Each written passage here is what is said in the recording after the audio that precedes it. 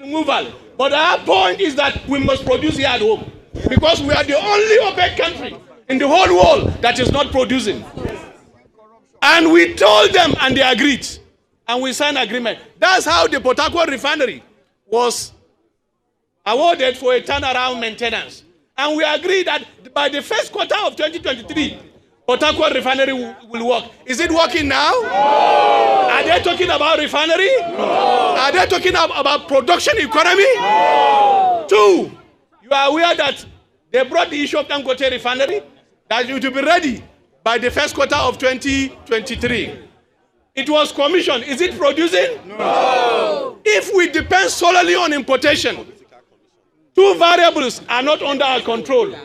One, the exchange rate and the cost of crude oil at the international market, which means it's going to be a vicious cycle that it has been for the past 30 years. It has been a vicious cycle, and it will continue to be a vicious cycle, and it will continue to affect our economy. And therefore, government must come with three plans: immediate, medium, and long-term plan. I've not seen that on the table. It's a fire brigade approach.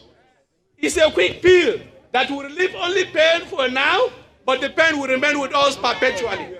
What will address this issue is actually the issue of production. But the elites, not more than 10% of them, don't want production. They want importation. Because why? They benefit from importation. This is the real issue. And therefore, we must insist, we must continue to insist that our refineries must work. That those elites must tell us when the refineries will work. Because this will address the so-called issue of subsidy, the so-called issue of high price. In fact, at that time, they told us if we are refining, the price will not be more than X naira per liter. That is the last solution that can address this issue.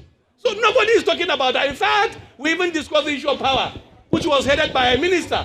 And we said even the tariff of power can be reduced if we reduce the price of gas to the generating companies. And we agree on that. We recommended what can be done. But here we are today in the same vicious cycle, and Nigerians are suffering. We are suffering.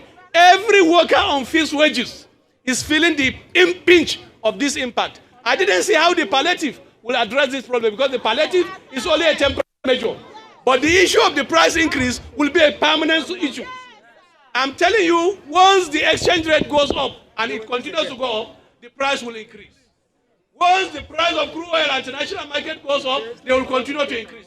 Because these are the two variables. Nobody is telling us about this. And this is what we need to interrogate. We are exporting our jobs and importing poverty.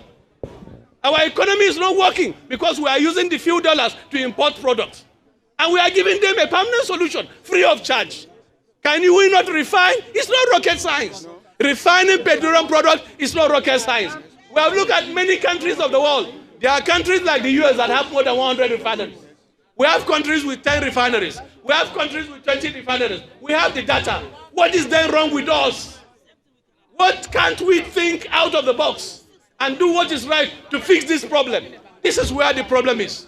And therefore, the so-called palliative cannot even address this issue on a permanent basis. What will address this issue on a permanent basis is for our refineries to work. However they want to do it, they should make the refineries to work. I remember at the last sitting between 2021 and 2022, they said Port Harcourt refinery will be ready by first quarter of 2023. It's not ready. And they said the one of Wari will actually follow. Nothing is being said about that. And then Kaduna refinery will follow. Nothing is being said about that. Because that needs to be on the plan. That needs to be what will address the problem perpetually. But once again, let me insist that no worker have gotten where we are today on the platter of gold. It's only the struggle that can get us to where we desire as a country. And citizens must realize that. All around the world, nowhere do bourgeoisies that form less than 10% continue to give us what we want. It's not possible. And they feast on 90% of Nigerians. Find out how their lifestyle is. Very bogus.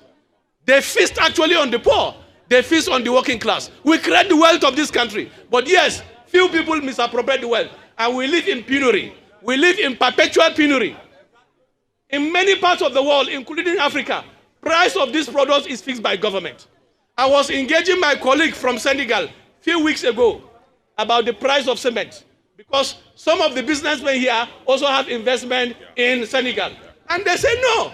When they wanted to behave like the way they behave in Nigeria, Senegalese government told them, no, you cannot fix the price of cement. It's government that will fix the price of cement. We know your profit margin, we know how much you spend to do this business, and therefore government will fix the price. In Zambia, the same thing, government fix the price. It's about the people. Why exploit the people and allow market forces to continue to feast on the people when we have this product free of charge? It was given to us by God Almighty free of charge. Why should we suffer the consequence of what is happening in other countries? This is the real issue, comrades. It's the real issue. It's not rocket science. It's a straightforward issue. If we produce, it's going to be cheaper. Let me give you the last logic. The last logic is that you produce maize in your farm, and you have to separate the one that your family will eat and the one you are going to sell in the market. But in the case of Nigeria, you sell everything. And you come and be complaining that the price of this thing is high. It's because of subsidy. It's because we are not using our brains, and because Nigerians have been taken for granted for a very long time. This is the real issue.